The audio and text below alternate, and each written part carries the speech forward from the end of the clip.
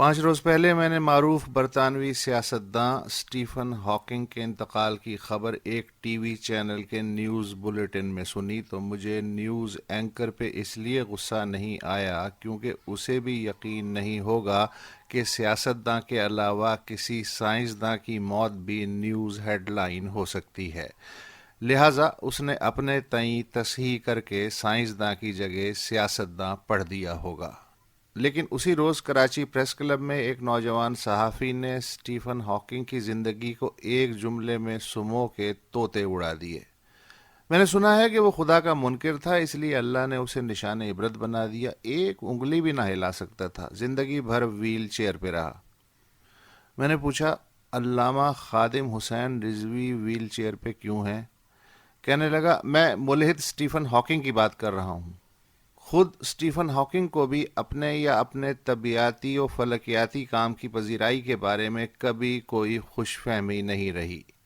30 برس قبل شائع ہونے والی پہلی کتاب اے بریف ہسٹری آف ٹائم نے اگرچہ ہاکنگ کو عالمی پاپولر کلچر کا حصہ بنا کے اہل جستجو کے ذوق علم کو مہمیز بھی کیا، مگر 1 کروڑ سے زائد کاپیاں بکنے کے بعد بھی ایک ناقد کی یہ رائے کتاب سے بھی زیادہ مقبول ہوئی کہ a brief history of time سب سے مقبول سائنسی تصنیف ہونے کے باوجود سب سے کم پڑھی اور سمجھی جانے والی کتاب ہے۔ خوشی کی بات یہ ہے کہ پاکستانی سوشل میڈیا پہ اسٹیفن ہاکنگ کا تذکرہ خوب رہا اور نیوز چینلز نے 5ویں، 6ٹی، 7ویں ہیڈ لائن میں صحیح مگر انتقال کی خبر کو جگہ ضرور دی، حتیٰ کہ پنجاب کے وزیر اعلیٰ شہباز شریف کی جانب سے تعزیت کا پیغام بھی جاری ہوا۔ میری خوشی کا بنیادی سبب یہ ہے کہ ایک ایسا سماج جس میں سوال کرنے کی جبلت کو بھی فکری و نظریاتی زنجیروں میں باندھ کے رکھنے کا چلن ہو، بچوں میں تجزیہ کاری کی صلاحیت ابھارنے کی بجائے رٹاؤ اور حکومت کرو کا زور ہو، کون سی کتابیں پڑھنی چاہیے سے زیادہ کون سی کتابیں نہیں پڑھنی چاہیے پہ علماء کی توانائی صرف ہو،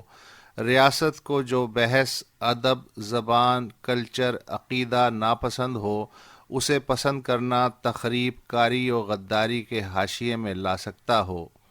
اور ایک ایسا سماج جہاں ملالہ اور ڈاکٹر سلام کا نام بھی دھڑلے سے لینا کسی بھی جانب کے غیظ و غضب کو اپنی طرف موڑنے جیسا ہو، جہاں black dictionary black hole theory سے زیادہ اہم ہو، وہاں اسٹیفن ہاکنگ کا بعد از مرگ تذکرہ چند گھنٹے کے لیے ہی صحیح مگر ہوا تو۔ اگر کوئی پوچھے کہ وہ کون سی چند خواہشات ہیں جو میں زندگی میں پوری ہوتے دیکھنا چاہتا ہوں، اب تو بس یہ چاہتا ہوں کہ مرنے سے پہلے کسی صفحے اول کے سیاستداں، جرنیل یا جج کی ایسی تصویر دیکھ لوں جس میں وہ مطالعہ کر رہا ہو، نواز شریف کی میز کے پیچھے کتابوں کا شیلف دیکھ لوں، شہباز شریف سے حبیب جالب کی نظم دستور کے علاوہ کوئی دوسری نظم بھی سن لوں، نواز شریف کے تذکرے کے علاوہ کسی مشہور کلاسیکی یا ہم عصر ادیب، فلسفی یا سائنسداں کا قول بھی عمران خان کے لبوں سے جھڑتے دیکھ لوں، آصف زرداری اگر ایک شعر بھی مکمل اور وزن میں پڑھ دیں تو ان کے ہاتھ پہ بیعت کر کے مروں، مولانا فضل الرحمان کی کوئی علمی تصنیف خرید سکوں، اور سراج الحق سے یہ سوال کرنے کی جرت کر پاؤں کہ آپ کو مولانا مودودی کا تمام علمی کام پڑھنے کا کبھی موقع ملا؟ کیا یہ بہت زیادہ اور جان لیوا مطالبات تو نہیں؟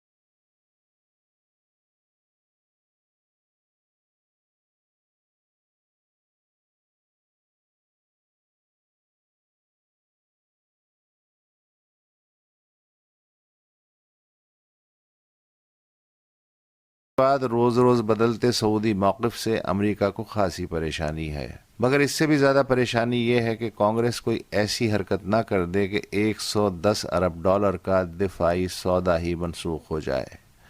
فرانس کو قذافی کے بعد بشار الاسد بھی اس لیے ایک آنکھ نہیں بھاتا کہ اس نے اپنے ہی لوگوں پہ زمین تنگ کر رکھی ہے، مگر فرانسیسی صدر میخواں کا یہ بھی کہنا ہے کہ جو لوگ جمال خشوگی کے قتل کی تفتیش مکمل ہونے تک فرانسیسی ہتھیاروں کے $14 ارب کے سودے کو معطل کرنے کا مطالبہ کر رہے ہیں، وہ دو الگ الگ معاملوں کو غلط انداز سے جوڑ رہے ہیں۔ امریکہ نے پاکستان کو 4 دہائیوں تک منہ بولے بیٹے کا درجہ دیے رکھا اور پاکستان بھی سعادت مندی کی اداکاری کرتا رہا، لیکن اب امریکہ کے لیے بھارت میں زیادہ نوٹ ہیں اور پاکستان کی افرادی قوت کی ضرورت بھی کم ہو گئی ہے، لہٰذا پاکستان کے لیے ڈو مور اور بھارت کے لیے ہیو مور ہو گیا ہے۔